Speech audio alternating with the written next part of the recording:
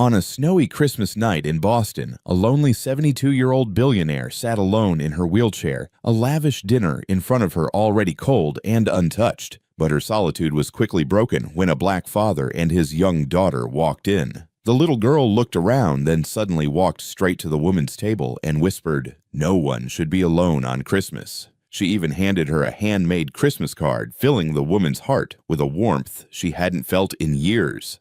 No one knew that what happened after that moment would change all three of their lives forever. Before we go back, let us know where you're watching from and subscribe, because tomorrow I've got something extra special for you. The snow fell heavy over Boston that Christmas evening. Inside the Golden Oak restaurant, warm lights glowed against dark wood panels. Families laughed around tables decorated with candles and holly. Children ran between chairs, their excitement filling the air with joy. Catherine Morrison sat alone at table 12. She was 72 years old. Her white hair was pulled back in a neat bun. She wore an expensive black suit that hung slightly loose on her thin frame. Her hands rested on the armrests of her wheelchair, fingers trembling slightly from the cold that never seemed to leave her bones anymore. In front of her sat a prime rib dinner, untouched. The meat had gone cold 20 minutes ago. She stared at the empty chair across from her. 5 years ago, her husband Thomas would have been sitting there. 5 years ago, she could walk. 5 years ago, everything was different. The accident played in her mind like a film she couldn't stop watching. The icy road, Thomas driving, the truck that came out of nowhere, the moment of impact, waking up in the hospital, unable to feel her legs, the doctor's gentle voice telling her Thomas hadn't made it. 5 years of physical therapy, 5 years of learning to accept this wheelchair, 5 years of being alone in a house that felt too big and too quiet. A burst of laughter erupted from the table next to hers. A mother was cutting turkey for her 2 young daughters. The father was making silly faces. The girls giggled. The mother reached over and squeezed her husband's hand. Catherine's chest tightened. She looked away. Her phone sat on the table. No messages, no calls. Her son James was in France with his new wife and her children. He'd sent a text that morning, "Merry Christmas, Mom. Sorry we can't make it this year. Next year for sure. Love you. Next year." That's what he'd said last year too. She picked up her fork, put it down, picked up her water glass. Her hand shook. She set it down carefully, afraid she'd spill it, and everyone would stare at the pathetic old woman who couldn't even hold a glass steady. "Ma'am, is everything all right with your meal?" The waiter appeared beside her, his young face concerned. "It's fine, thank you." Her voice came out raspy. She hadn't spoken to anyone all day. "Can I get you anything else, dessert, coffee?" "No, just the check, please." He hesitated. "It's Christmas. You sure you don't want to try our chocolate cake? It's really good." She looked up at him. He couldn't have been more than 25. Probably had his whole family waiting at home. Probably couldn't wait to leave work and join them. "Just the check," she repeated. He nodded and walked away.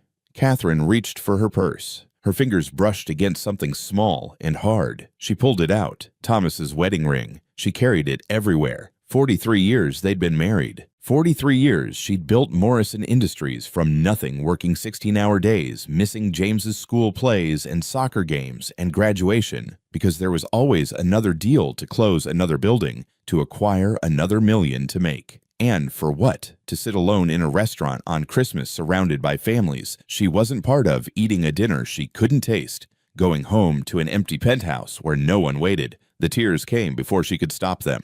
Hot and sudden. She pressed her napkin to her eyes, trying to hide her face. An old woman crying in public. How pathetic. "Excuse me, ma'am." Catherine looked up, expecting the waiter with her check. Instead, she saw a little girl, maybe 6 years old, blonde hair in braids, wearing a worn purple coat that was slightly too small. Her cheeks were pink from the cold. Her blue eyes were wide and serious. "Are you okay?" the girl asked. Catherine quickly wiped her eyes.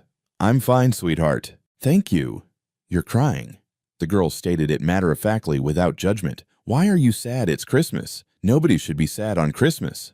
A man appeared behind the girl. Tall, early 30s, wearing jeans and a flannel shirt that had seen better days. His dark hair needed a cut. He had a day's worth of stubble and tired eyes that held too much worry for someone so young.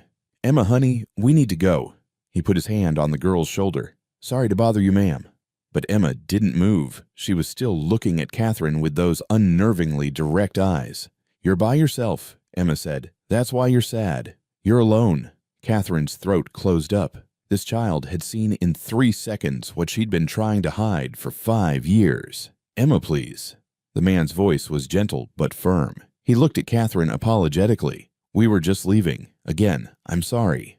No, wait. Catherine heard herself say it before she knew she was going to speak. It's all right. She's right. I am alone. Emma reached into her coat pocket and pulled out something wrapped in crumpled tissue paper. She held it out to Catherine. I made this for my daddy, but I think you need it more. Catherine took it with shaking hands. She unwrapped it carefully. Inside was a handmade Christmas card, construction paper folded in half. On the front, Emma had drawn 3 people holding hands in crayon, a tall figure, a small figure, and a faded figure in the middle. Inside, in shaky letters, Family is love. Merry Christmas. Catherine stared at it. The stick figures blurred as her eyes filled with tears again. Emma made that for me this morning, the man said quietly. The middle person is supposed to be her mother. She passed away 2 years ago. Catherine looked up at him. His face held grief that matched her own, the kind that never really goes away, just learns to live inside you. I'm so sorry, she whispered. Thank you. He cleared his throat. Come on, Emma. Let's let this nice lady enjoy her dinner. But she's not enjoying it, Emma said. She hasn't eaten anything. And it's Christmas. Nobody should eat alone on Christmas. The girl looked up at her father with such pure determination that Catherine felt something crack open inside her chest. A place that had been frozen for 5 years suddenly felt warm. She's right, Catherine said. Nobody should eat alone on Christmas. She looked at the man, at his worn clothes and tired eyes, at Emma in her too small coat, at the way his hand protectively held his daughter's shoulder. Would you join me? Catherine asked. Please. I have far too much food, and I would love the company. The man's face went through several expressions at once. Surprise, uncertainty, pride warring with something else. We couldn't, he started. Please, Catherine said again. It would mean the world to me. Emma's face lit up like a Christmas tree. Can we, Daddy, please? The man looked at his daughter, then at Catherine. She could see the moment he decided. Okay, he said. Thank you. That's very kind. Emma immediately climbed into the chair across from Catherine. The man sat down more slowly, looking uncomfortable in his worn flannel among the restaurant's elegant decor. I'm Catherine Morrison, she said. Daniel Parker, and this is my daughter Emma. It's very nice to meet you both. Catherine signaled the waiter. Could we please have 2 more menus, and perhaps you could warm this up? She gestured to her untouched dinner. As the waiter hurried away, Emma was already pulling crayons from her pocket. Do you have any paper? She asked Catherine. Emma, you can't just… Daniel started. It's fine. Catherine pulled a notebook from her purse. Here, sweetheart. You can draw whatever you like. While Emma bent over the paper tongue poking out in concentration, Catherine looked at Daniel. Thank you for this, she said quietly. I meant what I said. Nobody should be alone on Christmas. Daniel met her eyes. Neither should you. And in that moment, something passed between them. An understanding. They were both people who had lost too much, who understood what it meant to keep going when everything inside you wanted to stop. Tell me about yourselves, Catherine said. How did you end up here tonight? Daniel glanced at Emma, then back at Catherine. We actually came to the wrong restaurant. We were looking for Murphy's Diner down the street. I promised Emma a Christmas dinner out, but…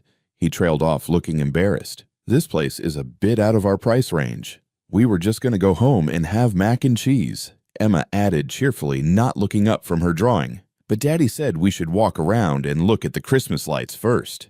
And you saw me through the window, Catherine said. Emma did. Daniel smiled at his daughter. She has a gift for seeing when people need help. The waiter returned with menus. Daniel's eyes widened slightly at the prices. Catherine saw him do quick math in his head. Order whatever you'd like, Catherine said. Please. It's my treat. I insist. Ma'am, we can't. You can and you will. Her voice took on the tone she'd used to run a billion-dollar company. Consider it a favor to me. I was having a miserable Christmas until you 2 walked over. This is the first time I've smiled in… I can't remember how long. Daniel looked like he wanted to argue, but Emma was already pointing at the menu. Daddy, they have chicken fingers and French fries. Daniel sighed, but his eyes softened as he looked at his daughter. All right, chicken fingers it is. And for you, Catherine asked. Just a burger is fine. Thank you. They ordered, and as they waited for the food, Catherine asked more questions, not prying, just gentle curiosity. And Daniel slowly began to talk. He was a carpenter, self-employed, did custom woodwork furniture repair whatever jobs he could find. His wife, Sarah, had died of lung cancer 2 years ago. She'd been a teacher. They'd met in college, married young, had Emma right away. The medical bills were... He stopped, his jaw tightening. They were a lot. We'd just started paying them off when Sarah... He couldn't finish. Emma looked up from her drawing. She reached over and patted her father's hand. "It's okay, Daddy. Mommy's with the angels now. She's not sick anymore." Daniel's eyes were bright. He nodded, not trusting his voice. Catherine felt her own throat tighten. She understood that kind of loss, the kind that carved you hollow. "What about you?" Daniel asked after a moment, clearly wanting to change the subject. "Do you have family in Boston?" "I have a son, James. He's in France right now with his family."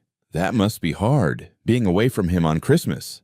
Catherine chose her words carefully. "We're not as close as we should be. That's my fault. I spent his childhood building my business instead of being there for him. By the time I realized what I'd lost, he'd already moved on with his life."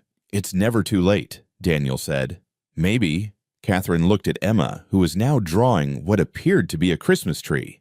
"You're doing it right, being there. That's what matters." "I'm trying." Daniel's voice was rough. "Some days are harder than others." The food arrived. Emma dug into her chicken fingers with the enthusiasm only a 6-year-old could muster. Daniel ate his burger slowly, like he was trying to make it last. Catherine watched them and felt something she hadn't felt in years. Not just warmth, not just less alone. She felt needed. This man and this little girl had walked into her life by accident, or maybe not accident. Maybe it was something else, something she'd stopped believing in years ago. "Emma," Catherine said, "would you like to help me with something?" Emma looked up, ketchup on her chin. "What?" "I'm not eating my vegetables. They're delicious, but there's too much for me. Would you help me finish them?" Emma wrinkled her nose. "They're green beans." "They're good for you," Daniel said automatically. "I'll make you a deal," Catherine said. "You eat 5 green beans, and I'll tell you a story about when I was a little girl on Christmas." Emma's eyes lit up. "Really? Really? Okay." Emma speared a green bean with her fork like it was a dangerous enemy. She ate it, made a face, then looked at Catherine expectantly. Story time. And so Catherine told her about growing up poor in South Boston, about her mother working 3 jobs, about the Christmas when she was 7 and thought there wouldn't be any presents, but her mother had secretly saved all year to buy her a single doll. "I still have that doll," Catherine said softly, "in my bedroom. I've kept it for 65 years. "Because it reminds you your mommy loved you," Emma said. "Yes, that's exactly right." Emma ate another green bean without being asked. They talked through dinner. Catherine found herself sharing things she hadn't spoken about in years. About Thomas. About building Morrison Industries from a single rental property to an empire. About the accident. About the wheelchair and the long, painful recovery that never quite brought her all the way back. Daniel shared, too, about Sarah's diagnosis, the year of treatments that didn't work, the night she died holding his hand while Emma slept in the chair next to the hospital bed. "I didn't know how I was going to keep going," he said quietly, "but then Emma woke up and asked me if we could have pancakes for breakfast, and I realized life just keeps going, even when you think it can't, even when you don't want it to," Catherine added. "Yeah." They sat in silence for a moment, not uncomfortable. Just 2 people who understood. "Can I tell you something?" Emma said suddenly. "Of course, sweetheart. You remind me of my grandma. She died before I was born, but Daddy shows me pictures. You have the same kind eyes." Catherine's vision blurred. She reached across the table and took Emma's small hand in her wrinkled one. "That's the nicest thing anyone has said to me in a very long time." Emma smiled. Then, without warning, she started to sing. "Silent Night, Holy Night." Her voice was thin and slightly off-key, but it was the most beautiful sound Catherine had heard in 5 years. Daniel joined in his deeper voice, harmonizing with his daughters. Other diners started to look over. Some smiled. A few pulled out phones to record. Catherine just closed her eyes and listened. When they finished, the restaurant erupted in applause. Emma beamed. Daniel looked embarrassed but proud. Catherine opened her purse. She pulled out her card and handed it to Daniel. "I want you to come to my home," she said, "tomorrow, for coffee. There's something I'd like to discuss with you." Daniel looked at the card. His eyes widened as he read it. Morrison Industries. You're that Catherine Morrison. I am. Ma'am, I can't. Tomorrow, 2 o'clock. My address is on the card. She looked at Emma. I have a piano. Do you like music? Emma, I love music. Mommy used to sing to me every night. Then you can play my piano while your father and I talk. Please, Daniel, just coffee and a conversation. Daniel looked at his daughter, at the card, at Catherine. Okay, he said finally. Tomorrow at 2. Catherine smiled. For the first time in 5 years, she had something to look forward to. As they stood to leave, Emma threw her arms around Catherine's neck. Merry Christmas, Grandma Kathy, she whispered. Catherine held her tight, breathing in the smell of strawberry shampoo and childhood innocence. Merry Christmas, sweetheart. She watched them leave, Daniel holding Emma's hand, Emma skipping beside him. Two people who had saved Christmas for a lonely old woman who thought she had nothing left to live for. Catherine looked down at the card Emma had given her, the stick figures holding hands. Family is love. Yes, Catherine thought. Yes, it is. Catherine didn't sleep that night. She sat in her penthouse apartment 20 floors above Boston and stared out at the city lights through the falling snow. Her mind wouldn't stop moving. Daniel Parker, 35 years old, widowed, single father, carpenter. At 6 in the morning, she called her personal assistant. Margaret, I need you to find someone for me. Full background, but discreet, very discreet. By noon, she had a file on her desk. Catherine opened it with trembling hands. Daniel Parker, born in Boston, grew up in Dorchester. Father left when he was 5. Mother raised him and his sister alone working as a nurse. No criminal record, credit score 580, total debt $180,000. Catherine flipped through the pages. Most of it was medical bills, from Sarah's treatment, chemo, radiation, experimental drugs they'd paid for out of pocket when the insurance ran out.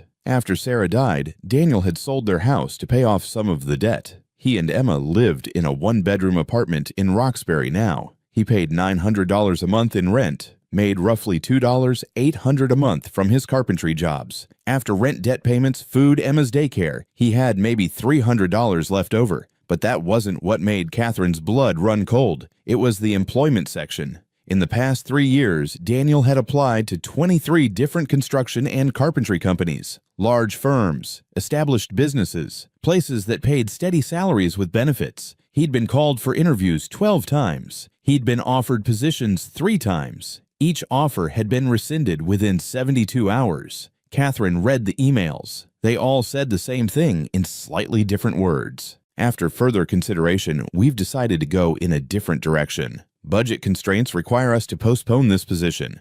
We found a candidate who's a better cultural fit.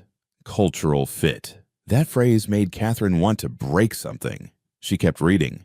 Daniel had stellar references, a portfolio that showed incredible skill. He'd done restoration work on historic homes, built custom furniture that belonged in art galleries. One of his pieces had even been displayed in a local exhibition. But none of that mattered, because Daniel Parker didn't have a college degree. He'd learned his trade from his uncle working construction jobs since he was 16 to help his mother pay bills. He couldn't afford to take 4 years off to go to school. He had to work. And somehow that made him not professional enough for these companies. Catherine looked at a photo in the file. Daniel and Sarah on their wedding day.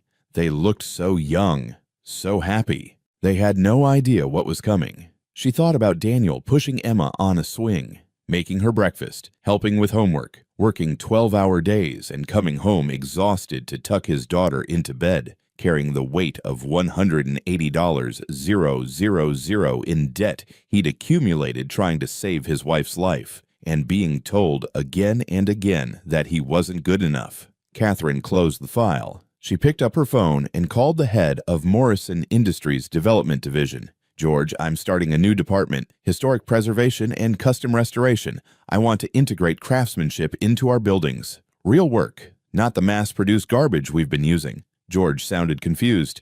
Catherine, that's going to be expensive. The board works for me. Get them together for a meeting on Friday. I'm making some changes. She hung up before he could respond. Then she wheeled herself to her closet and pulled out a box she hadn't opened in 5 years. Inside were Thomas's things. His watch, his reading glasses, a photo album. She opened the album, page after page of memories. Their wedding, James as a baby, family vacations she'd cut short for business trips. Thomas's smile getting tighter in each photo as the years went on. There was one photo near the end, James's high school graduation. Catherine wasn't in it. She'd been in Chicago closing a deal. Thomas and James stood together, neither one smiling. That was the beginning of the end. The moment her family stopped waiting for her to show up. Thomas had asked for a divorce 2 years after that photo. She'd talked him out of it, promised to change, to work less, to be present. She'd meant it at the time. But 3 months later, she was back to 18-hour days, back to choosing board meetings over dinner, back to everything she'd promised to stop. Then came the accident, and Thomas was gone, and James had barely spoken to her since. "I failed you," Catherine whispered to the photo. "Both of you. I failed."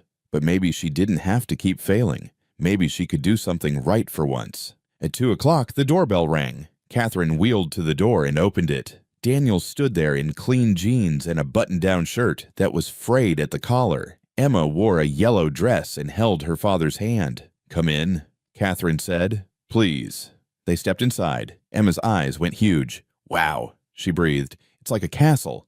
The penthouse took up the entire top floor. Floor-to-ceiling windows overlooked the city. Original art on the walls. A grand piano in the corner. Everything expensive. Everything perfect. Everything empty. "Emma, would you like to try the piano?" Catherine asked. Emma looked up at Daniel. "Can I?" "Of course. Just be gentle with the keys." Emma ran to the piano and began pressing keys at random, delighted by each sound. Catherine led Daniel to the sitting area. "Coffee?" "Yes, thank you." She'd had Margaret prepare everything. Fresh coffee, pastries, everything laid out on the glass table. They sat. Catherine in her wheelchair, Daniel on the edge of the couch looking like he might bolt at any moment. "I'm going to be direct," Catherine said. "I looked into your background." Daniel's face went carefully blank. "I see. I saw your work, your portfolio, your references. You're extraordinarily talented." "Thank you. I also saw that you've been turned down for 23 jobs." Daniel's jaw tightened. "Yeah, that's accurate." "Do you know why?" "Because I don't have a degree. Because I don't fit their culture. Because I have to ask for time off when Emma's sick. Because I'm not—" He stopped himself. "Because the system is designed to keep people like you out." Catherine finished. "People who learned their trade through experience instead of expensive schools. People who have family responsibilities. People who don't already have connections." Daniel said nothing. "I'm starting a new division at Morrison Industries. Historic preservation and custom restoration. I need someone to run it. Someone who understands craftsmanship. Someone who respects the history of buildings while making them functional for modern use." Daniel was shaking his head before she finished. "Mrs. Morrison."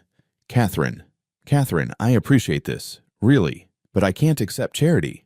"It's not charity. It's a job offer.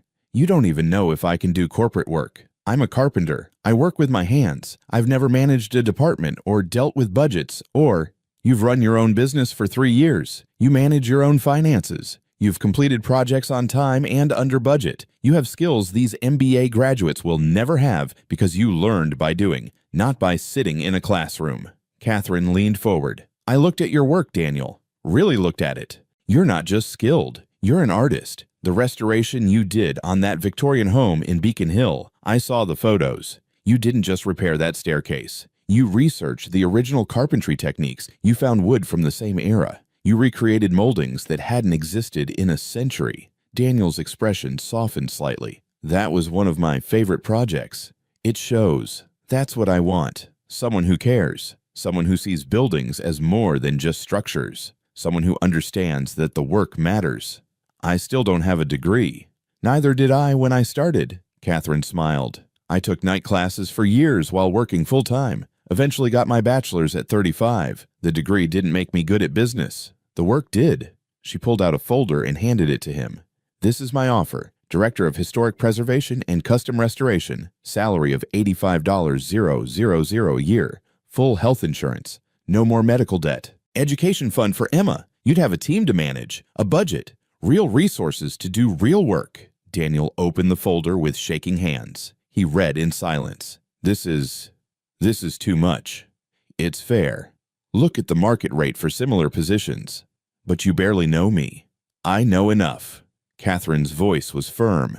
I know you showed up for a stranger on Christmas. I know you're raising your daughter alone while carrying debt that would crush most people. I know you've been rejected 23 times and you kept trying. That's character Daniel. That's what I hire for. What about a trial period? What if I'm not good at this? Then we'll figure it out together. But I don't think you'll fail. I think you're exactly what Morrison Industries need. Daniel was quiet for a long time. Catherine could see the war on his face. Pride versus practicality. Fear versus hope. Why? He finally asked. Why are you really doing this? Catherine looked at Emma, still happily playing the piano across the room.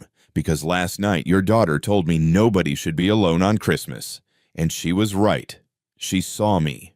Really saw me. And you both stayed.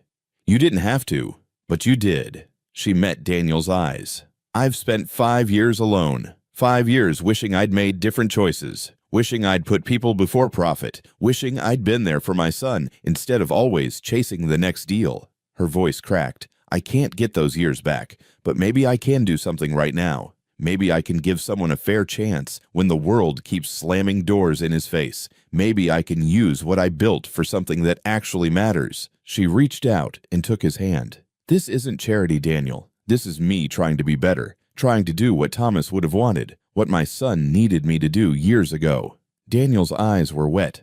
I don't know what to say. Say yes. Please. Emma appeared beside them, tugging on Daniel's sleeve. Daddy, why are you crying? Daniel pulled his daughter onto his lap. These are happy tears, sweetheart. Emma looked at Catherine. Did you make Daddy happy? I hope so. Emma threw her arms around Catherine's neck. Thank you for being nice to us. Catherine held her breathing in that strawberry shampoo smell again. This child who had walked into her life and changed everything. No, sweetheart, thank you. Daniel wiped his eyes. He looked at the folder again, then at Catherine. Okay? He said. Yes, I'll do it. But I have one condition. What's that? I want to earn this. Really earn it. If I mess up, if I can't do the job, you have to tell me. Don't keep me on out of pity. Deal. But you won't mess up. How do you know? Catherine smiled. Because you care. That's half the battle right there. They talked for another hour. About the position. About Emma's schooling. About the historic buildings Morrison Industries owned that needed restoration. When they finally stood to leave, Daniel hesitated. Catherine, I still don't understand why you're doing this. The real reason. Catherine looked at him for a long moment. Because 72 years is too long to realize that money can't buy back time. That success means nothing if you have no one to share it with. That I spent my whole life building an empire and forgot to build a family. She gestured around the empty penthouse. All of this. It means nothing. But last night, sitting with you and Emma talking and laughing and feeling connected to something again, that meant everything. Daniel nodded slowly. I understand. Do you? Yeah. After Sarah died, I realized the same thing. None of the things we owned mattered. The only thing that mattered was the time we'd had together, and I'd give everything I own for just one more hour with her. They stood in silence, two people who'd learned the same hard lesson from different kinds of loss. Start Monday, Catherine said. Come to the office, I'll introduce you to the team. Monday, Daniel smiled. I'll be there. As they left, Catherine watched from her window. She saw Daniel kneel down to Emma's level on the sidewalk, saw him hug her tight, saw Emma jump up and down with excitement. Catherine put her hand on the cold glass. Watch this, Thomas, she whispered. I'm going to do it right this time. Monday morning, 8:45 a.m., Morrison Industries headquarters. Daniel stood outside the glass building and tried to calm his racing heart. He wore his only suit, the same one he'd worn to Sarah's funeral. It still fit barely. Emma had kissed him goodbye that morning. You're going to be great, Daddy. Grandma Kathy picked you because you're the best. He hoped she was right. Inside the lobby was all marble and chrome. People in expensive suits walked past with briefcases and important expressions. Nobody looked at him. He took the elevator to the 15th floor. Executive offices. Catherine was waiting when the doors opened. Not in her wheelchair today. She stood with a cane, though he could see the effort it took. Daniel, good morning. Catherine, you're standing. Some days are better than others. Today's a good day. She smiled. Come, let me introduce you to the team. She led him down a hallway. Her cane tapped against the floor with each step. They stopped at a conference room. Inside, 6 people sat around a long table. They all looked up when Catherine and Daniel entered. "Everyone, this is Daniel Parker. He'll be heading our new Historic Preservation and Custom Restoration Division." Silence. A man at the head of the table spoke first. Late 50s, gray hair, expensive suit. Everything about him screamed old money. "Richard Chen, Chief Financial Officer." He didn't stand, didn't offer his hand. "When you say heading the division, Catherine, what exactly do you mean?" "I mean what I said. Daniel will be director. He'll have full authority over the restoration projects, budget allocation, and team building." "Team building?" Richard's smile didn't reach his eyes. "And what qualifications does Mr. Parker have for this position?" 15 years of hands-on carpentry and restoration experience. "But no degree, no corporate experience, no management training." Catherine's voice went cold. "He has real-world experience, Richard, the kind you can't learn in a classroom." "Real-world experience?" Richard looked at Daniel for the first time. "Tell me, Mr. Parker, have you ever managed a multi-million-dollar budget?" Daniel's mouth went dry. "No, sir." "Have you ever overseen a team of more than 3 people?" "No." "Have you ever worked with architects, engineers, city planning commissions?" "I've worked with contractors and—" "That's not what I asked." Catherine stepped forward. "Richard, that's enough." "Is it Catherine, with all due respect, you're asking us to trust a 6-figure budget to someone with no relevant experience, someone we know nothing about?" "I know about him. That's enough." "Is it really? Or are you making emotional decisions because you're—" He stopped himself. "Because I'm what?" Catherine's knuckles were white on her cane. "Say it." Richard stood. "Because you're lonely. Because a man and his daughter sang you a song on Christmas, and now you're trying to adopt them." The room went silent. Daniel felt his face burn. He wanted to defend himself, to explain that he could do this job, but his throat had closed up. A woman spoke from the other end of the table. Late 40s, sharp suit, sharper eyes. Margaret Sullivan, head of development. She looked at Daniel. "Do you even know what this job entails?" Catherine explained. "Let me be more specific. You'll be managing projects worth millions of dollars. One mistake could cost the company, could cost jobs. Can you handle that pressure?" I think so." "You think so?" Richard laughed. "That's reassuring." "Stop it." Catherine's voice cracked like a whip. "All of you. This meeting is over." "Catherine," Margaret started, "out. Now." They filed out slowly. Richard paused at the door. "You're making a mistake. The board won't approve this."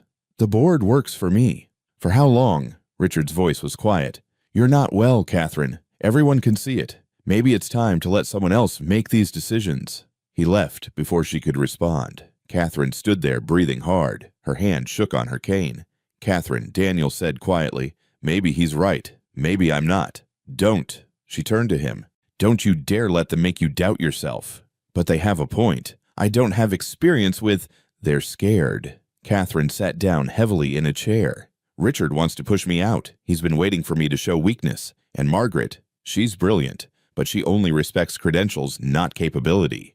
Maybe I should withdraw. I don't want to cause problems." "No." Catherine looked at him fiercely. "You're exactly what this company needs. Someone who cares about the work instead of the politics. Someone who sees people instead of just profit margins." She reached out and took his hand. "I believe in you, Daniel. Can you believe in yourself?" Daniel thought about Emma, about the medical bills that would finally be paid off, about giving his daughter a stable life, about proving that he was more than just a carpenter without a degree. "Yes," he said, "I can try." "Then that's enough. We'll prove them wrong together." The door opened. A young woman poked her head in, early 20s, nervous smile. "Mr. Parker, I'm Jennifer. I'll be your assistant. Catherine asked me to show you to your office." Daniel followed her down the hall. She kept glancing at him sideways. "I just want to say," Jennifer said quietly, "I think it's cool what you're doing. My dad's a plumber. Never went to college, but he's the smartest person I know." "Thank you. Some of the people here, they don't get that. They think if you didn't go to the right schools, you can't be smart. But I don't think that's true." She stopped at a door. "This is you." Daniel stepped inside. Corner office, big windows, a desk twice the size of his apartment's kitchen table. "I'll be right outside if you need anything," Jennifer said. When she left, Daniel stood in the middle of the empty office and felt panic rising in his chest. What was he doing here? He was a carpenter. He fixed broken cabinets and built bookshelves. He didn't belong in a corner office with a view of the city. His phone buzzed. A text from Emma. "Love you, Daddy. You're the best. Grandma Kathy said she believes in you, and so do I." Daniel smiled. He texted back, "Love you too, sweetheart. See you tonight." He could do this. He had to. For Emma, for Catherine, for everyone who'd ever been told they weren't good enough. He sat down at the desk and opened the file Catherine had left for him. First Project Morrison Building Restoration, the original headquarters building from 1892, sitting empty for 10 years. Structural damage, historical significance, budget $2.4 million. Daniel pulled out his notebook and started making notes. He'd prove them wrong. All of them. 3 days later, Daniel presented his first proposal to the board. He'd worked 16-hour days, researched everything about the Morrison building, talked to historians, studied old blueprints, created a restoration plan that honored the building's history while making it accessible and functional for modern use. Now, he stood at the front of the boardroom with his laptop and a stack of papers facing 12 people who didn't want him there. Catherine sat at the head of the table, her wheelchair positioned where everyone could see her. "Mr. Parker," Richard said, "please proceed." Daniel's hands were sweating. He wiped them on his pants and began. The Morrison building was constructed in 1892 using traditional brick and timber frame construction. It's one of the few remaining examples of Richardsonian Romanesque architecture in Boston. His voice shook. He cleared his throat and continued. "The building's been empty for 10 years because previous proposals focused on gutting the interior and starting over, but that erases history. That's not restoration, that's destruction." He pulled up his first slide. "I'm proposing we preserve the original structure while integrating modern systems. Here's how." "Mr. Parker," Richard interrupted, "what's your timeline?" 8 months for 8 months. Richard laughed. "The last estimate was 18 months. The last estimate involved complete demolition and rebuild. This is restoration. Different process. And the budget? $2.4 million. Same as approved. How can you possibly know that? Have you worked on projects this size before?" Daniel felt heat rising in his face. "No, but I've consulted with engineers and contractors who have. These numbers are realistic." Margaret spoke up. "What about permits? Historic preservation requires approval from multiple commissions. Have you factored in those delays?" "Yes, I've already started the application process." "Without board approval?" Her eyebrows rose. "That's presumptuous. I was trying to save time. Or you don't understand corporate protocols." Catherine's cane tapped the floor. "Let him finish." Daniel continued, but he could feel the resistance in the room. They weren't listening to his ideas. They were looking for reasons to say no. When he finished, there was silence. Then Richard spoke. "This is amateur work. No offense, Mr. Parker, but you're in over your head." "I disagree," Catherine said firmly. "Of course you do, but the rest of us can see reality." Richard looked around the table. "I move that we table this project until Mr. Parker gets more training, perhaps working under Margaret for 6 months." "No." Catherine's voice was steel. "Daniel is qualified. This plan is sound. I'm approving it." "You can't just—" "I can. This is my company. Not for much longer if you keep making reckless decisions." The room went dead silent. Richard realized what he'd said. "Catherine, I didn't mean—" "Yes, you did." Catherine stood gripping her cane. "You're challenging my authority. Again. So let me be clear. Daniel Parker has my full confidence. This project will proceed as he proposed. Anyone who has a problem with that can submit their resignation." She looked around the table. "Anyone?" No one moved. "Good. Meeting adjourned." People filed out. Richard lingered, his expression dark. "You're making a mistake," he said to Catherine. "Then it's my mistake to make." When everyone was gone, Daniel sat down heavily. "I'm sorry," he said. "I made everything worse." "No, you did fine. They're the problem, not you. They all think I can't do this." "They're wrong." Daniel looked at her. "What if they're not? What if I fail?" Catherine wheeled closer. "Then you fail. And you try again. That's how this works. Nobody starts out perfect, Daniel. I didn't. Thomas didn't. James certainly didn't." She smiled sadly. "The difference is, I had people who believed in me, who gave me chances. You haven't had that, but you have it now." "Why do you believe in me so much?" "Because I see myself in you.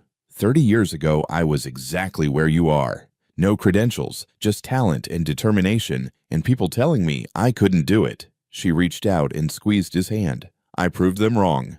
So will you."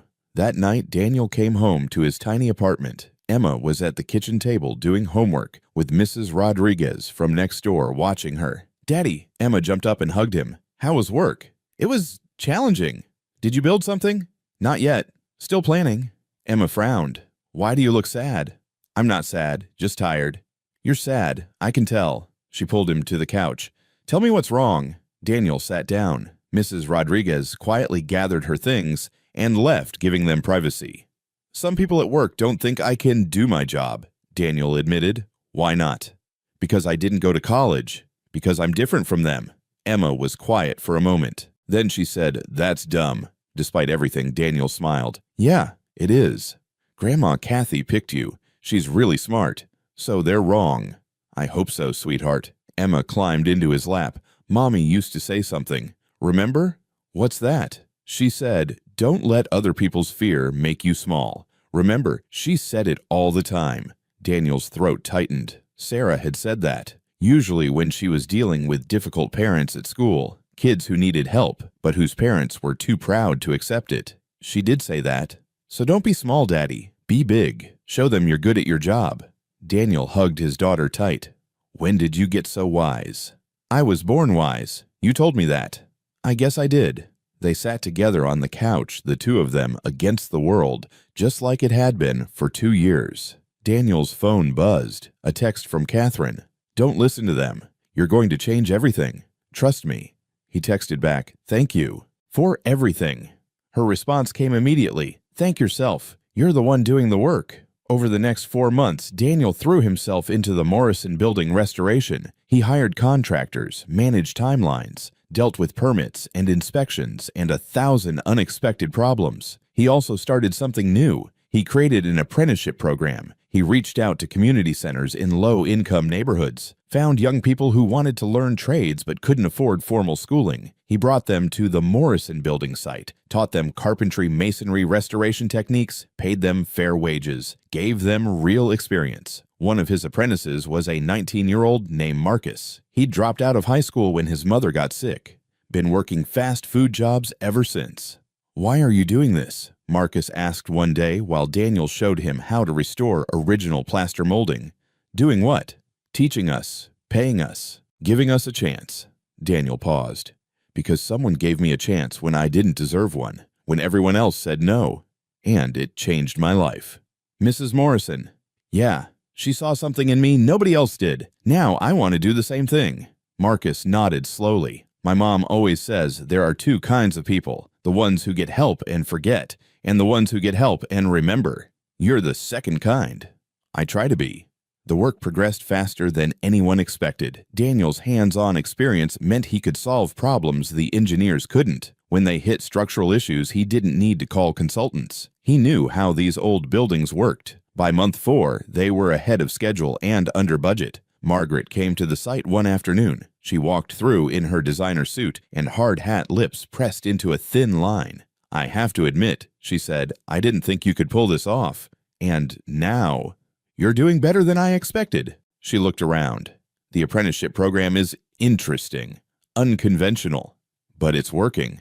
"Yes, it is." She extended her hand. "I owe you an apology. I judged you before knowing what you were capable of." Daniel shook her hand. "Thank you. That means a lot. Don't let it go to your head. You've still got 4 months to finish. Plenty of time to mess up." But she smiled when she said it. Not everyone changed their minds. Richard remained hostile. He questioned every decision, demanded extra reports, looked for any excuse to prove Daniel couldn't handle the job. One day, Richard showed up at the site unannounced. "Mr. Parker, walk with me." They went inside the building. The interior was taking shape. Original brick walls exposed, wooden beams restored, modern systems integrated carefully to preserve the historic character. "You've done well," Richard said. "Better than I expected." "Thank you. But there's a problem." Daniel's stomach dropped. "What problem?" "Catherine. She's getting worse." "Worse? How?" "Her health. She collapsed last week. Spent 2 nights in the hospital. She didn't want anyone to know, but..." Richard looked at him. "She's pushing herself too hard, trying to prove she can still run this company." "She can run it." "Can she? She's 72. She had a major accident. She needs to rest, not fight battles over hiring decisions." "Is this about Catherine or about you wanting control?" Richard's expression hardened. Careful, Mr. Parker. You're here because of her. When she's gone, you'll have no protection. Is that a threat?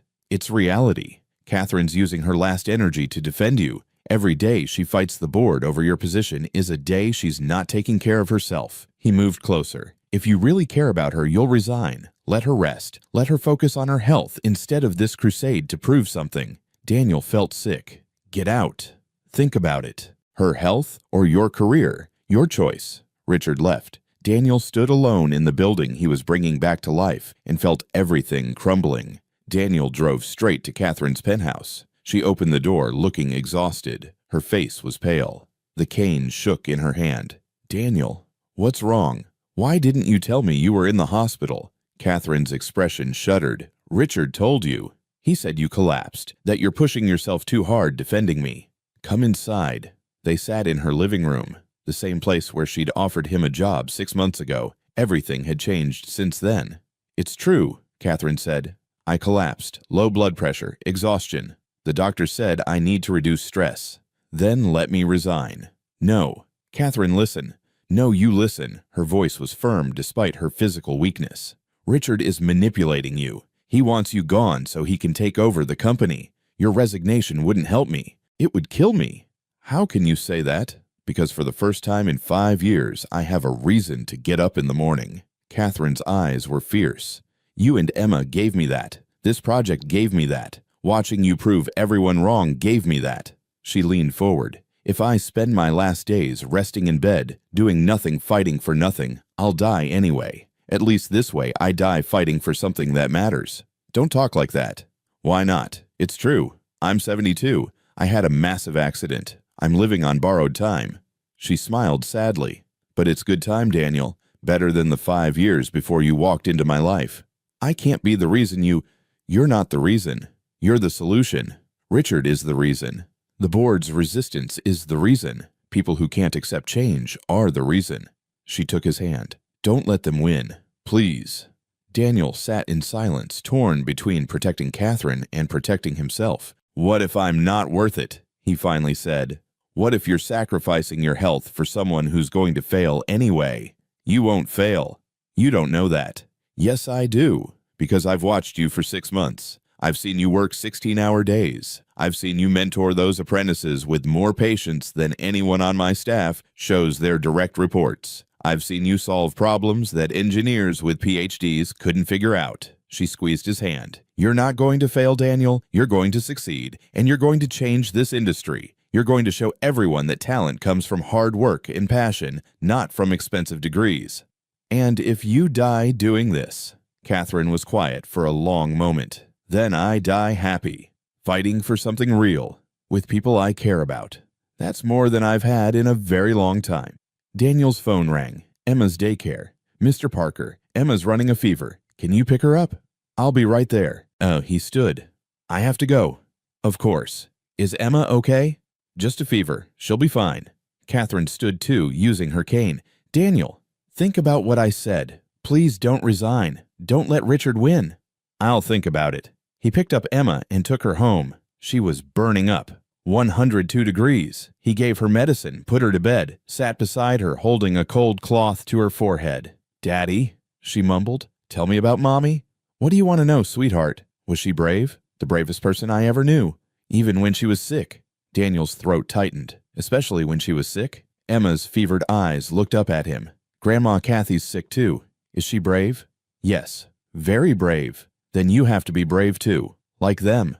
I'm trying, baby. Try harder. Emma's eyes drifted closed. Mommy would want you to be brave. Daniel sat there all night watching his daughter sleep, thinking about courage and sacrifice and what it meant to fight for something bigger than yourself. By morning, Emma's fever had broken. She woke up demanding pancakes. Daniel made breakfast, got her ready for school, and made a decision. He called Catherine. I'm not resigning.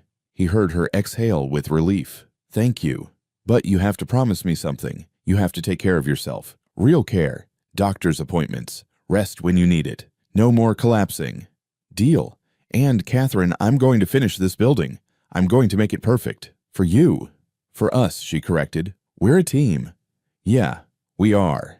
2 months later, the Morrison building was complete. The transformation was stunning. Original brick walls restored, wooden floors refinished to their 1892 glory, modern systems hidden behind careful renovations, and most importantly, fully accessible. Ramps that looked like they'd always been there, elevators disguised as service shafts, wide doorways, accessible bathrooms, history and inclusion working together. The grand reopening was scheduled for November 23rd, the day before Thanksgiving. Catherine insisted on being there. She'd been in and out of the hospital twice more, but nothing could keep her away. Daniel arrived early that morning. The building gleamed in the autumn sunlight. 500 people were expected, city officials, historical society members, press. Jennifer found him in the main hall. "Mr. Parker, there's someone here to see you." A man stepped forward, late 40s, expensive suit. Catherine's eyes. "You must be Daniel. I'm James Morrison, Catherine's son." They shook hands. James looked around the building with an unreadable expression.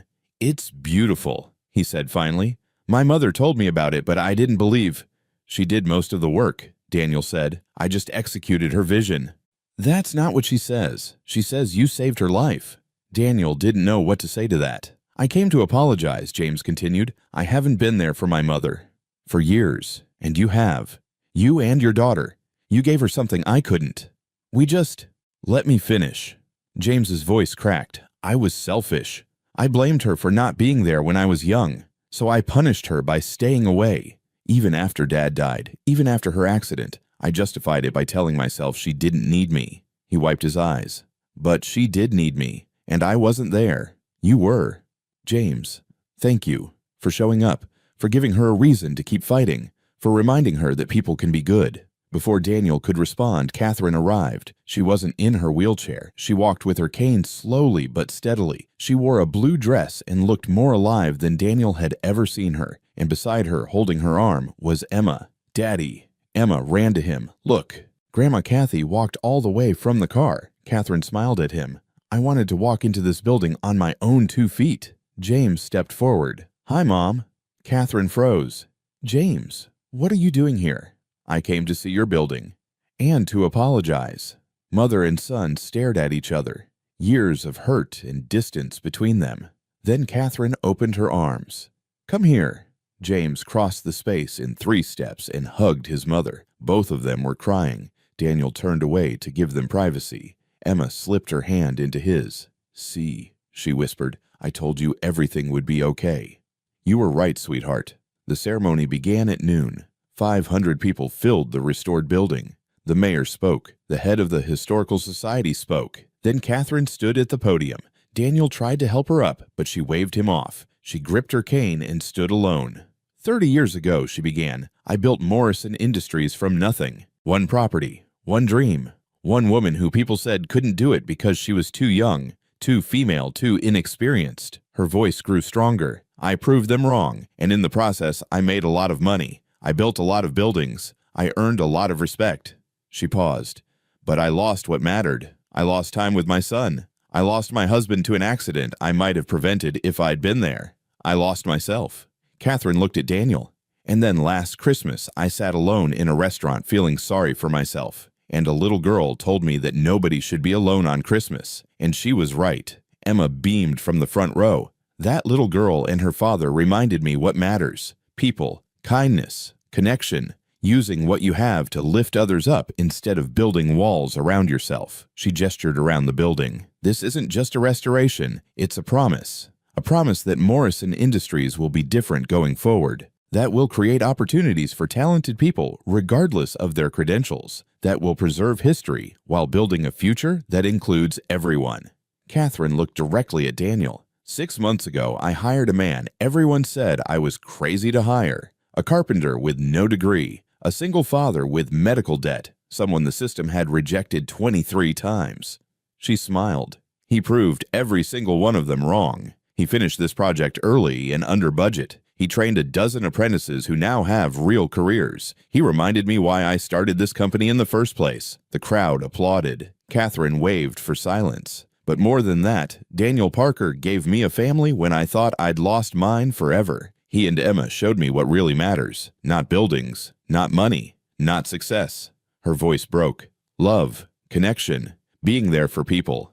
That's what matters. That's what lasts. She turned to the crowd. So, yes, we're celebrating this building today, but more importantly, we're celebrating second chances and the people brave enough to give them. The applause was thunderous. Daniel stood beside Emma, tears streaming down his face. Catherine came down from the podium. James helped her. She walked straight to Daniel. "Thank you," she said, "for everything. Thank you for believing in me." Emma hugged Catherine's waist. "Grandma Kathy, can we come to your house for Thanksgiving tomorrow?" Catherine looked at Daniel. "Can you?" "We'd love to." "Then yes, sweetheart. We'll have Thanksgiving together. All of us." She looked at James. "You too. And bring your family from France." James nodded, too emotional to speak. That night, Daniel tucked Emma into bed in their tiny apartment. "Daddy." "Yeah, baby. I'm glad Grandma Kathy picked you." "Me too. And I'm glad we're a family now. Even though Mommy's not here, we still have a family." Daniel kissed her forehead. "Yeah, sweetheart, we do." After Emma fell asleep, Daniel sat at his kitchen table and looked at a letter that had arrived that day. From the medical billing company. Final notice, balance paid in full, $180,000. A note attached in Catherine's handwriting. "Nobody should carry that burden alone. Consider it a bonus, you earned it." Daniel put his head in his hands and cried, not from sadness, from relief, from gratitude, from the overwhelming sense that maybe, just maybe, the universe wasn't always cruel. Maybe sometimes it sent a little girl in a purple coat to remind you that nobody should be alone. Maybe sometimes it sent a lonely old woman who saw your worth when nobody else could. Maybe sometimes it gave you a second chance. And maybe if you were very lucky, it gave you a family that wasn't bound by blood, but by something stronger. Love, choice, the decision to show up for each other no matter what. Daniel looked at the photo of Sarah on his table. "I hope you can see this," he whispered. "I hope you know we're okay. Better than okay. We're happy." He could almost hear her voice. "I always knew you'd be okay. You're the strongest person I know.